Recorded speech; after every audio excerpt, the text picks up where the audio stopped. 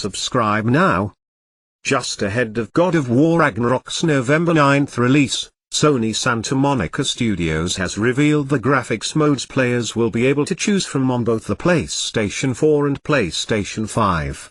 The game offers a variety of graphics modes focused on maximizing either performance or visual quality, letting players choose which experience they prefer when taking on the new enemies in God of War Ragnarok. God of War Ragnarok is the sequel to 2018's God of War, taking place 3 years after the first game's conclusion and following Kratos and his demigod son Atreus as they try to prevent Ragnarok, the end of the world in Norse mythology. Sony Santa Monica Studios has stated that the game will serve as a conclusion to the Norse era of Kratos' saga but has otherwise kept a tight lid on story details.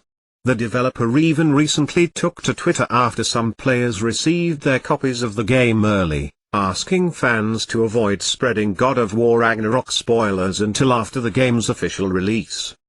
In another tweet from Sony Santa Monica Studios, gamers were given a breakdown of the various graphic modes available for God of War Ragnarok on the PS5, as well as the Pro and Standard models of the PS4. On the PS4 Pro, players willing to forego some graphical polish for smoother action can choose a performance mode offering frame rates of 30 FPS or higher in exchange for occasionally dropping to 1080p. Quality mode allows the game to run at higher resolutions, but players may experience occasional dips below 30 FPS. God of War Ragnarok players on the standard PS4 will be limited to 1080p with a 30 FPS target frame rate. For PS5, God of War Ragnarok will include 6 different graphics modes to choose from, letting players prioritize either graphical quality or performance. The performance modes will offer the expected 60 FPS frame rate and resolutions up to 2160p. The higher frame rates will be available on displays that support a variable refresh rate.